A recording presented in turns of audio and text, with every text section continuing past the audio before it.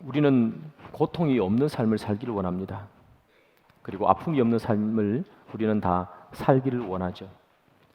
고통이 없는 삶, 아픔이 없는 삶을 살기를 원하지만 그러나 그런 세상이 있을까요? 고통이 없는 사람, 아픔이 없는 사람 또한 있을까요? 그런 곳은 없겠죠. 그러나 그런 곳이 있다고 말하는 분이 계세요. 폴 브랜든이라는 사람과 그리고 필립 얀시라는 사람이 쓴 책이 한 권 있습니다. 그 책이 바로 고통이라는 선물이라는 책입니다. 이 책에 보면 아픔도 고통도 느끼지 못하는 세상이 있음을 말해줘요. 제가 그 책에 나오는 문장을 잠시 읽어드리겠습니다. 이들에게는 통증이 아예 없었다. 당연히 활동에 거침이 없었다. 그들은 한도를 느끼지 않고 달렸고 망치를 휘둘렀다. 그들에게는 그 어떤 상처도 문제되지 않았다. 이미 상처가 난 발에 체중을 실어 똑바로 걸었고 발바닥에 나사못이 박혔어도 하루 종일 걸어 다녔다. 손바닥에 나무 조각이 박힌 채로 하루 종일 망치를 휘둘렀고 피가 천에 뿌려지는데도 배틀을 계속 움직였다. 통증을 느끼지 않는 이들처럼 생산성 있는 뛰어난 이가 있겠는가? 인간은 피로를 느끼면 쉬어야 한다. 상처가 나면 회복을 기다리며 안정을 취해야 한다. 통증 탓이다. 통증은 쉬라는 신호고 통증은 온전한 혹은 건강한 상태로 돌아가기 위해 기다리라는 신호다. 그런데 그 신호가 없다면 고통이라는 선물, 이 책은 나병이라고 부르죠. 한센병을 가진 사람들의 이야기를 기록한 책입니다. 나병을 가진 사람들은 신경이 마비가 되어 있습니다. 그래서 고통을 느끼지 못하는 것이죠. 제가 서두에 이렇게 말씀드렸습니다. 고통을 느끼지 않는 아픔이 없는 세상이 있을까? 이 책에서는 있다고 말하고 있어요. 그곳은 어딘가 하면 바로 한센인들이 사는 그곳이랍니다. 그들은 신경이 마비가 되어 있어서 고통과 아픔을 느끼지 못해요. 고통과 아픔을 느끼지 못하는 그 사람들의 삶은 행복한 삶일까요? 그 사람들은 고통과 아픔을 계속해서 느끼지 않은 채 살기를 원할까요? 아니면 단 한 번이라도 고통을 느끼며 살아가기를 소원할까요? 이 책을 쓴 폴 브랜드라는 이 박사님의 아버지는 인도 선교를 꿈꾸며 인도에 가서 나병 환자들과 함께 살았던 그런 의사 선생님입니다. 그들을 치료해주며 살았습니다.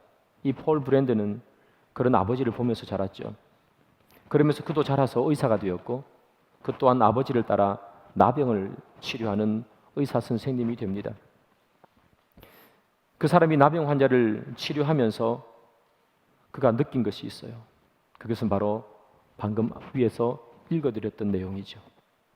발바닥에 나사못이 박혀도 아픈지 모르더라.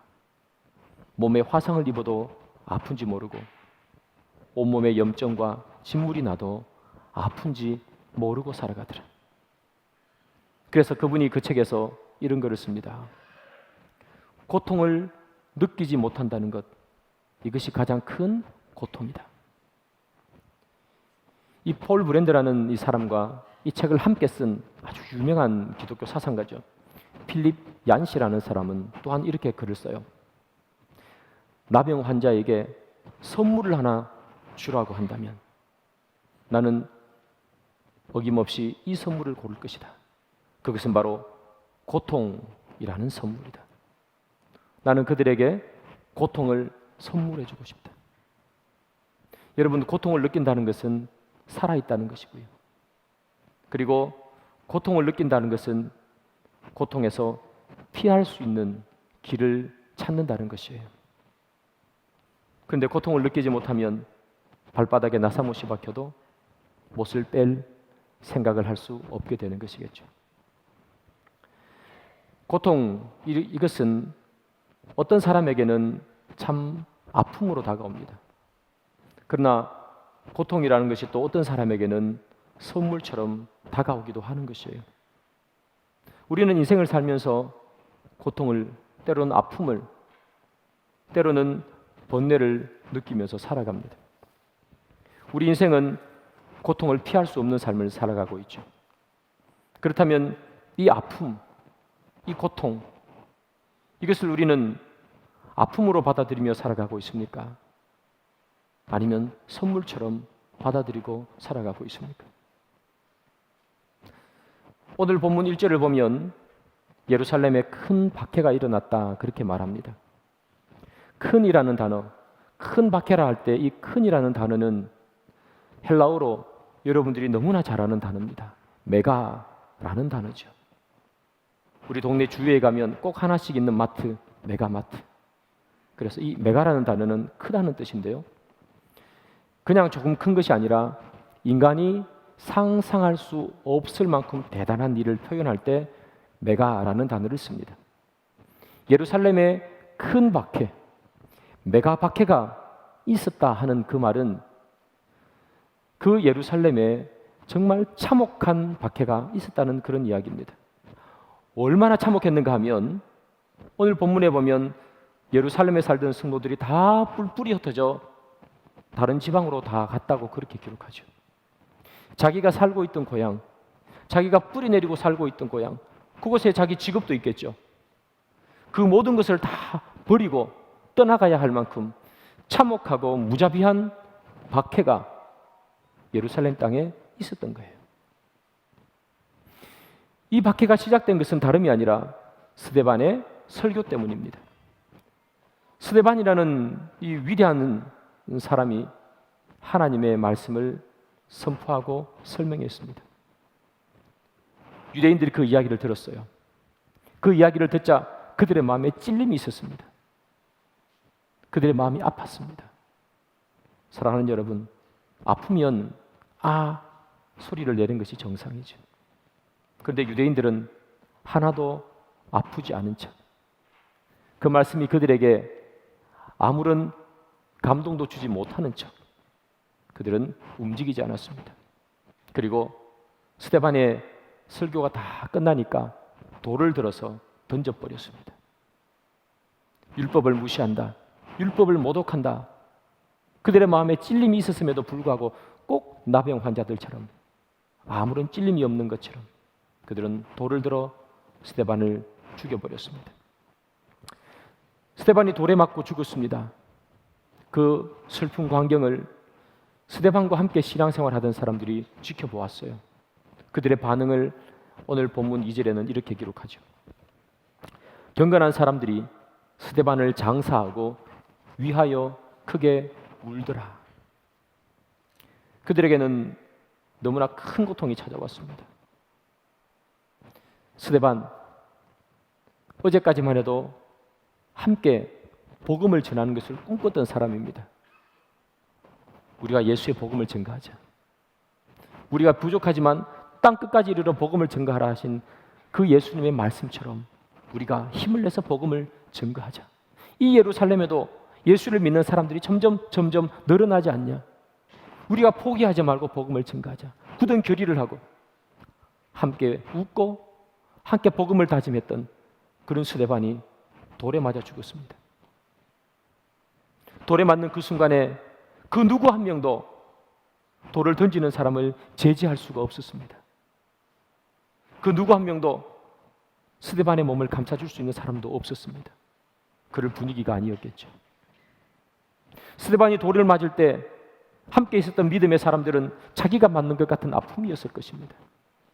그럼에도 불구하고 그들이 할 수 있는 것 아무것도 없었기에 스데반이 돌에 맞아 죽어가는 광경을 그저 물끄러미 마음 아파하며 바라보았을 뿐이었습니다. 스데반은 죽었습니다. 그리고 그들은 오늘 본문에 보면 경건한 사람들이 스데반을 장사하고 위하여 크게 울더라. 그들에게 크나큰 아픔, 크나큰 고통이 찾아왔습니다. 그들이 무엇을 했던가? 울었다, 그렇게 기록하고 있습니다. 그들은 한없이 울었습니다. 크게 울었다라고 기록하죠. 크게 울었습니다. 대성통곡했습니다.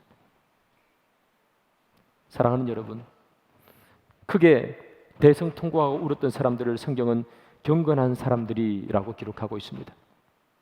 경건한 사람들, 지금 우리의 말로 바꾸면 믿음이 좋은 사람들. 믿음이 좋은 사람들은 슬픔이 찾아오면 무엇을 할까요? 울었습니다. 믿음이 좋은 사람들은 내가 믿음이 좋기 때문에 나는 슬퍼하지 않아. 스데반이 죽었지만 스데반은 천국에 갔을 거야. 나는 슬퍼하지 않아. 그렇게 말하지 않습니다. 그들은 울었습니다. 너무나 슬퍼서 너무나 크게 울었습니다. 사랑하는 여러분, 우리에게 때로 살다 보면 슬픔이 찾아오죠. 때로는 고통이 찾아옵니다. 무엇을 해야 할까요? 우리는 참는 것에 익숙한 민족입니다. 오죽하면 남자는 태어나서 3번 울어야 된다. 그렇게 말했겠습니까? 우리는 참는 것이 힘이 있는 사람이라고 생각합니다. 우리는 울면 약하다고 생각합니다. 우리는 때로는 너무 슬피 울면 믿음이 없다라고 생각할 때도 있습니다. 왜 우는가? 천국 갔는데. 그러나 경건한 사람들은 어떻게 합니까? 그냥 운 것도 아니고 크게 울었습니다. 메가 울었습니다. 크게 울었어요. 여러분, 우리에게 슬픔과 아픔이 찾아오면 우리는 뭘 해야 될까요? 울어야 합니다. 참고 있는 것이 아니라는 이야기예요. 여러분, 운다는 것은 무엇입니까? 운다는 것은 내가 아프다는 것을 표현하는 방식입니다. 내가 아픕니다, 하나님. 나에게 아픔이 찾아왔습니다. 나의 고통이 찾아왔습니다. 나에게 힘든 일이 찾아왔습니다.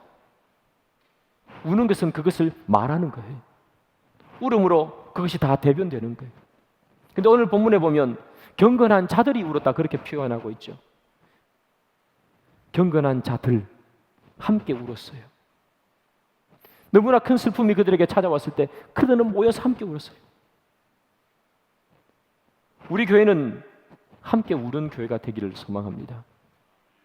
어떤 교회가 좋은 교회인가? 많은 말로 정의할 수 있을 것입니다. 그러나 그 중에 하나 정의할 수 있는 게 뭘까요? 함께 울 수 있는 교회. 함께 울 수 있는 교회. 사랑하는 여러분, 누군가 슬픔에 빠져 있는데 함께 울어주지 못한다면 그것이 어떻게 교회겠습니까? 평소에 나랑 친하지 않다는 이유로 슬픔에 빠진 사람 내 몰라라 하는 것이 그것이 교회겠습니까? 평소에 나랑 사이가 안 좋고 나로 말도 하지 않는 사이라 해도 슬픔에 빠져 있을 때는 함께 울어주는 것이 교회입니다. 오늘 본문에 보면 경건한 자들은 함께 울었어요. 저는 우리 교회 모든 성도님들이 함께 울 수 있는 그런 성도님들이 되기를 소망합니다. 이들은 울었습니다. 참지 않았습니다. 힘들면 울었습니다. 그때 하나님께서는 어떻게 역사하실까? 이사야서 61장 2절 3절이죠. 여호와의 은혜의 해와 우리 하나님의 보복의 날을 선포하여 모든 슬픈 자를 위로하되 무릇 시온에서 슬퍼하는 자에게 화관을 주어 그 죄를 대신하며 기쁨의 기쁨으로 그 슬픔을 대신하며 찬송의 옷으로 그 근심을 대신하시고 슬피 울었습니다. 하나님께서 슬픈 자를 위로하시고. 사랑하는 여러분, 우리가 아픔과 고통과 걱정이 있어서 주님 앞에 울면 주님은 위로하시는 거예요. 왜 우리가 울어야 하는가? 주님의 위로가 있기 때문이죠. 세상 사람들은 그들의 마음을 위로해 줄 사람이 없어 계속 울고 있지 않습니까? 그러나 우리는 우리의 마음을 위로해 줄 분이 있기에 우는 것이에요. 우리가 슬픔을 당했을 때에 나는 슬프지 않아, 나는 괜찮아라고 버티는 것이 아니라 우리가 주님 앞에 울부짖으면 주님께서 위로해 주신다. 그리고 화관을 씌워주시고 우리에게 찬송의 옷을 입혀주신다. 사랑하는 여러분, 우리가 고통 가운데 있을 때에 그 고통에서 빠져나오기 위해서는 우리는 뭘 해야 되는가? 고통을 느끼지 못하는 나병 환자들처럼 나는 아프지 않아요, 나는 힘들지 않아요, 아프지 않은 척, 센 척, 강한 척, 그렇게 하는 것이 아니라는 이야기입니다. 아프다고 말하지 않으면 아픔에서 빠져나올 수 없어요. 아픔을 느끼지 못하고 아픔을 말하지 못하면 아픔에서 헤어나올 수가 없다는 이야기입니다. 나병 환자들처럼. 그래서 여러분, 고통은, 그리고 고통을 느끼는 것은 선물이에요. 여러분들의 인생에 아픔이 찾아오시거든 아파하시고 우시기 바랍니다. 그러면 위로하시는 하나님께서 여러분들에게 찾아오시고 위로해 주십니다. 위로하시는 하나님께서 우리들에게 찾아와 오셔서 우리에게 화관을 씌워주시고 기쁨의 찬송이 흘러나오게 해주시는 거죠. 사사기를 보면 이스라엘 백성들이 극악무도한 죄를 짓습니다. 우상을 섬깁니다. 음란한 짓을 합니다. 하나님의 말씀을 듣지 않습니다. 그들의 소견에 옳은 대로 행했습니다. 하나님께서 참다 못해서 그들을 심판하십니다. 심판받은 그들은 그 심판이 너무 힘들어서 하나님 앞에 울부짖습니다. 살려달라고, 주님 살려달라고. 낯짝도 두껍죠. 그런 큰 죄를 계속해서 범하면서도 하나님 앞에 또 살려달라고 그들은 울부짖습니다. 그런데 하나님은 그 울부짖음에 반응하세요. 우상을 숭배하고 그리고 하나님께서 원하지 않는 그런 음란한 짓을 했음에도 불구하고 그들이 울부짖으니 하나님께서 그들에게 구원자를 보내주셨어요. 그게 사사기지 않습니까? 그런 자들도 울부짖으면 하나님께서 위로해 주시고 구원자를 주시는 거예요. 그런데 우리가 울지 않아야 될 이유가 뭐가 있겠습니까? 그런데 우리가 참아야 되는 이유가 뭐가 있겠습니까? 사랑하는 여러분, 여러분들의 삶 속에 아픔이 찾아오시거든 아프다고 소리치시기 바랍니다. 하나님, 나 아픕니다. 그리고 함께 울어줄 사람과 함께 우시기 바랍니다. 함께 울부짖으시기 바라요. 새벽을 깨워 울고 주님 앞에 나와 울고 나 아프다고 소리 지르시기 바라요. 그러면 하나님께서 위로해 주시고 위로자를 보내주시는 거죠. 울지 않으면 보내주시지 않습니다. 고통을 느낄 때 고통에서 벗어날 수 있습니다. 소리칠 때 아픔에서 벗어날 수 있게 되는 것이겠죠. 사랑하는 여러분, 여러분들의 삶 속에 아픔이 찾아오시거든 참지 마시고 주님 앞에 부르짖으시기 바랍니다. 주님은 위로의 하나님인 줄 믿으시기를 바랍니다. 여기 나오는 이 경건한 자들은 크게 울었습니다. 그리고 뒤이어 나오는 성경 구절이 그들이 크게 울었더니 하나님께서 그들을 불쌍히 여기사 핍박을 거두어 주셨노라. 이렇게 성경이 기록되면 얼마나 좋겠습니까? 그러나 성경은 그렇게 기록하지 않습니다. 오늘 본문 3절을 봅니다. 사울이 교회를 잔멸할 때 각 집에 들어가 남녀를 끌어다가 옥에 넘기니라. 그렇지 않아도 큰 박해가 있었습니다. 스데반이 죽었습니다. 말할 수 없는 아픔, 말할 수 없는 고통이 그들에게 찾아왔습니다.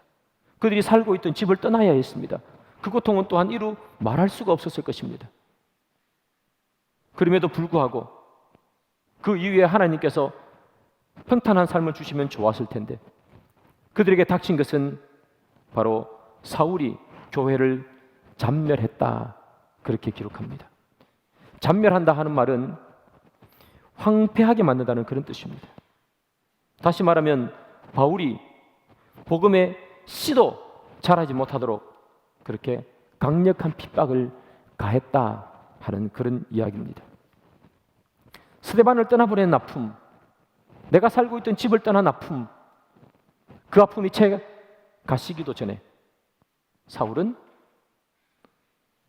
예루살렘에 있는 사람들을 다 핍박합니다. 그리고 남녀를 끌어다가 옥에 넘겼습니다. 어제까지 나와 함께 신앙생활하던 그 사람들 또 감옥에 갔습니다. 그들이 죽을지 살아나올지 그 누구도 약속할 수 없습니다. 계속해서 힘든 일이 겹쳐 일어납니다. 어떻게 해야 하나?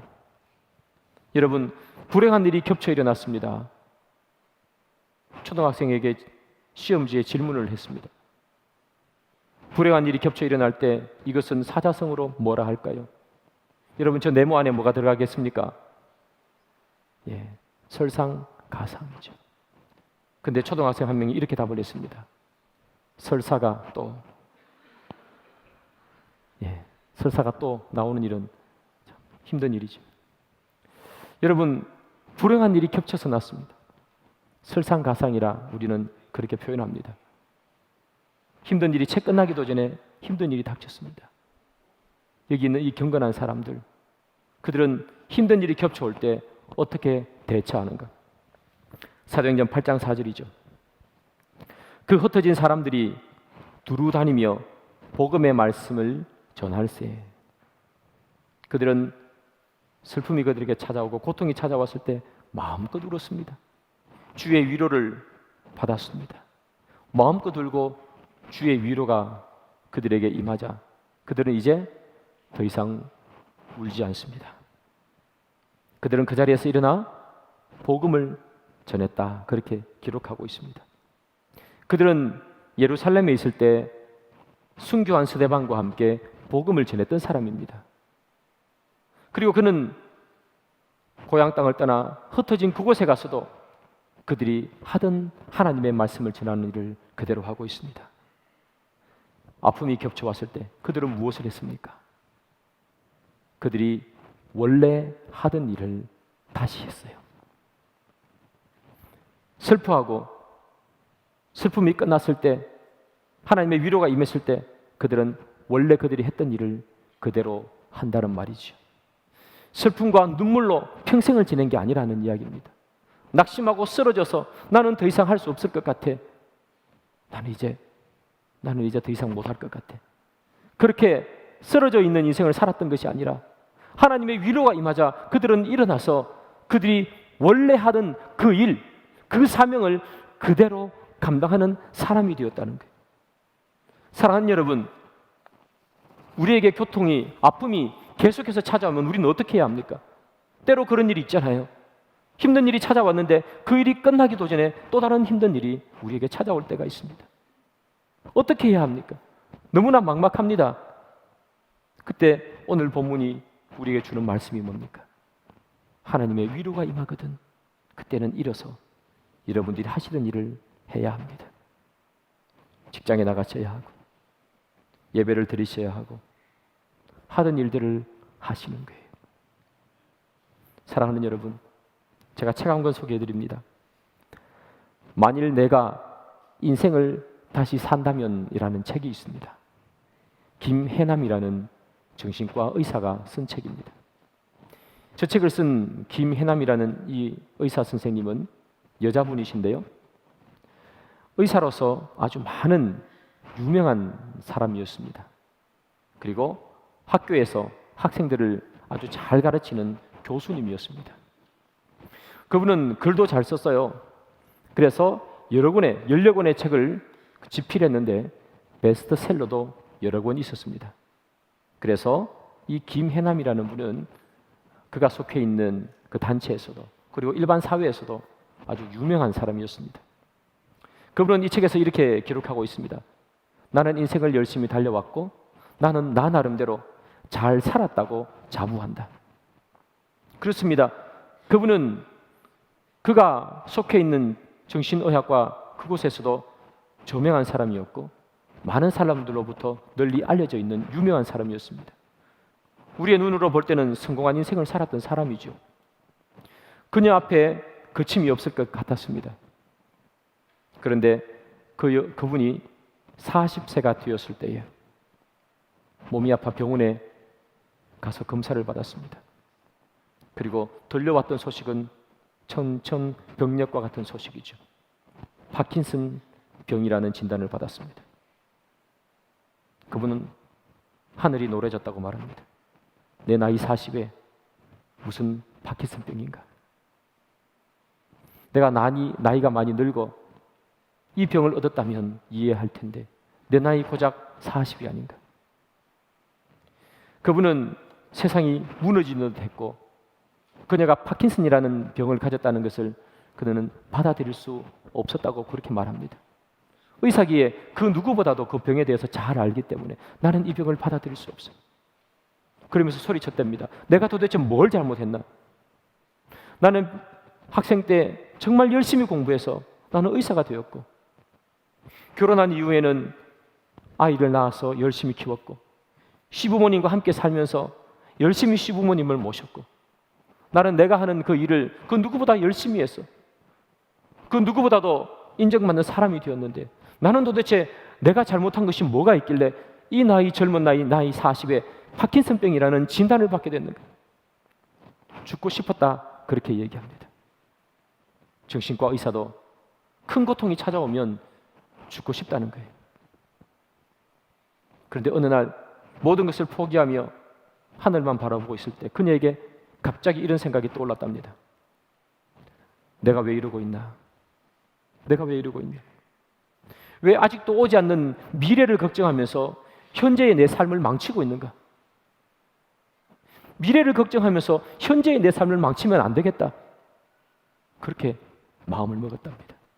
그 내용이 만일 내가 인생을 다시 산다면 이라는 책에 기록되어 있어요. 이 책에 나오는 짧은 구절 하나를 제가 설명드립니다. 그렇다고 24시간 내내 아픈 것은 아니다. 고통과 고통 사이에는 반드시 덜 아픈 시간이 있다. 이런 구절이 있습니다. 24시간 늘 아픈 게 아니랍니다. 고통과 고통 사이에 덜 아픈 시간이 있다. 이분은 그 덜 아픈 시간에 무엇을 했는가? 그는 산책을 했답니다. 그리고 친구들을 만나 수다를 떨었대요. 그리고 사랑하는 자녀들에게 그들이 좋아하는 떡볶이를 만들어 주었답니다. 그녀가 건강했을 때는 단 한 번도 소중하다고 느끼지 못했던 일들, 자녀에게 떡볶이 만들어 주는 일, 귀찮은 일이었을 수도 있겠지요. 친구들과 만나 수다 떠는 일, 그 누가 이것을 소중하다고 생각했겠습니까?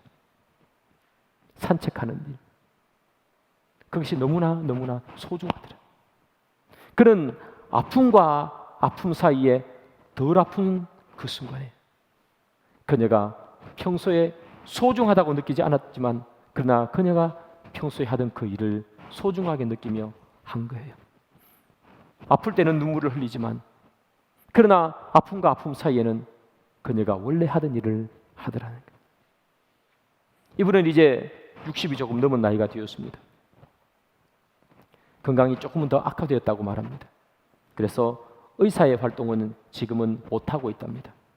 그러나 이 책을 쓸 만큼 건강이 있고 그리고 아직도 여러 가지 그가 하고 싶은 활동을 하고 산답니다. 고통과 고통 사이에는 덜 아픈 시간이 있다. 산다는 것은 어떻게 보면 고통과 고통이 또는 아픔과 아픔이 이어지는 그런 시간들이겠죠. 그래서 시편 기자는 이렇게 말합니다. 우리의 연수가 70이요 강건하면 80이라도 수고와 슬픔뿐이라. 수고와 슬픔밖에 없는 인생이라고 그렇게 기록하지 않습니까? 수고와 슬픔밖에 없는 그 인생, 고통과 고통밖에 없을 것 같은 그 인생 가운데 우리는 뭘 해야 하는가? 오늘 본문에 나오는 환난과 핍박을 계속해서 겪고 있는 이 경건한 자들, 그 사람들은 뭘 하면서 이겨냅니까? 핍박이 오자 다른 곳으로 가서 그들이 하던 일을 하더라. 고통과 고통, 핍박과 핍박 사이에 덜 아픈 그 시간에 그는 원래 그가 하던 일을 하고 있는 거예요. 사랑하는 여러분, 우리는 어떤 일을 해야 할까요? 우리는 어떻게 보면 걱정과 근심이 계속해서 지나가는 인생을 살아가고 있지 않습니까? 아픔과 아픔이 이어지는 삶을 살아가고 있지 않습니까? 우리는 어떻게 할 때 인생을 올바르게 살 수 있을까? 하나님께서 원하는 삶을 살 수 있을까? 고통과 고통 사이에, 아픔과 아픔 사이에, 덜 아픈 그 시간에 우리는 우리가 해야 하는 일을 하는 거예요. 큰 아픔이 찾아올 때는 울었지만, 그러나 고통과 고통 그 사이의 시간에 우리는 우리가 해야 하는 일, 주님께서 우리에게 맡겨주신 일, 가정의 일, 직장의 일, 교회의 일, 그 일들을 묵묵히 감당하는 거예요. 그 일을 감당할 때, 그때 비로소 우리는 하나님께서 원하시는 아픔을 이겨내는 사람이 되는 거죠. 성경을 한번 보겠습니다. 사도행전 8장 7절 8절. 많은 사람에게 붙었던 더러운 귀신들이 크게 소리를 지르며 나가고, 또 많은 중풍병자와 못 걷는 사람이 나으니 그 성에 큰 기쁨이 있더라. 큰 기쁨이 있더라. 고통과 고통 속에 쌓여있던 이 경건한 사람들, 그 사람들은 예루살렘을 떠나서 다른 곳으로 갔습니다. 그때 그들이 뭐 했습니까? 원래 그들이 하던 일, 하나님께서 그에게 맡겨준 사명, 복음을 전하는 일을 했습니다. 아픔이 있었지만, 박해가 있었지만, 좀 덜 아픈 그 시간에, 좀 움직일 수 있는 그 순간에 이 작가처럼 떡볶이를 만들고 산책을 하는 것처럼 그들도 원래 그들이 해야 하는 일을 감당했어요. 그러니 기쁨이 있더라. 그들이 해야 하는 원래 일을 감당했습니다. 말씀을 전했습니다. 그러니 못 걷는 사람이 나으니라고 기록하고 있어요. 못 걷는 사람들 얼마나 고통스러웠을까요? 다른 사람들 다 걸어가는데 혼자 못 걷지 않습니까? 얼마나 고통스러웠고 얼마나 아픔의 연속이었을까요? 아픔을 안고 그 먼 곳으로 흩어져 갔지만, 그러나 그럼에도 불구하고 그가 해야 하는 일을 감당하니 고통이 있는 사람에게 기쁨을 주는 사람이 되는 것입니다. 그들에게는 고통과 아픔과 슬픔이 있었지만, 그러나 하나님 앞에서 슬피 울고 주의 위로가 있고 난 후에 그들은 일어나 그들이 해야 하는 일을 감당했을 때 또 다른 고통받는 사람에게 기쁨을 주는 사람이 된 것입니다. 그들이 낳고 뛰어 기뻐하는 모습을 보며 그들은 또 얼마나 기뻤겠습니까? 그들이 복음을 전했을 때, 그들의 복음을 받아들이고 그들의 육신이 치유되고 그들의 마음이 치유되는 것을 봤을 때에 그 복음을 전했던 그 경건한 사람들의 마음은 또한 얼마나 기뻤겠습니까? 사랑하는 여러분, 우리가 아픔과 고통 가운데서 우리가 해야 하는 일은 과연 무엇일까? 우리는 그 아픔과 고통 속에서 어떻게 하면 빠져나올 수 있을까? 우리가 해야 하는 일을 그대로 감당하는 것입니다. 아픔이 여전히 마음속에 있겠죠? 스데반이 죽은 것이 그들의 마음속에서 쉽사리 사라지겠습니까? 집을 떠나온 그 마음이 쉽사리 사라지겠습니까? 아픔과 고통이 여전히 그들 마음속에 있지만, 그러나 그들은 일어나서 그의 해야 할 일을 감당한 것입니다. 그랬더니 하나님께서 기쁨을 주셨어요. 그들이 가는 곳에 기쁨이 있게 하시고 그 기쁨을 보고 그들이 또한 기뻐하는 기쁨을 주신 거예요. 사랑하는 여러분, 아픔 가운데서 낙담만 하지 마시기를 바랍니다. 힘든 일이 여러분 가운데 찾아왔다고 해서 슬퍼하고 누워만 있지 마시기 바랍니다. 충분히 슬퍼하시고 주의 위로를 받으신 후에 우리는 일어나야 합니다.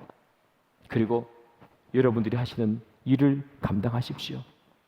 그러면 여러분들이 가는 곳에 주님께서 기쁨을 주실 것이고, 또한 여러분들은 그 기쁨으로 말미암아 기쁨을 누릴 수가 있을 것입니다.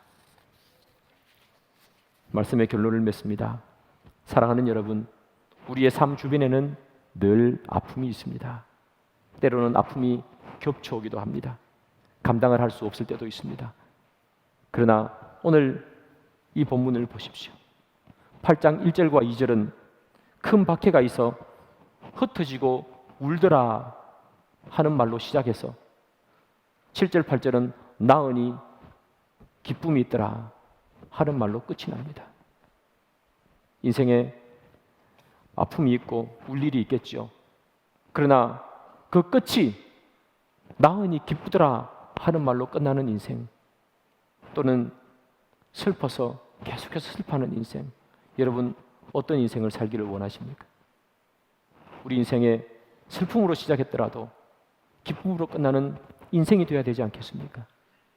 그러기 위해서 사랑하는 여러분, 주의 위로를 받으시기를 소망하고 내가 아프다고 주님 앞에 소리치기를 소망하며 그 가운데서 주님께서 주시는 한없는 위로를 받기를 소망하고 그뿐만이 아니라 여러분들이 해야 하는 일을 감당함으로 주님께서 주시는 그 기쁨을 누릴 수 있는 저와 여러분들이 되기를 주님의 이름으로 축복합니다.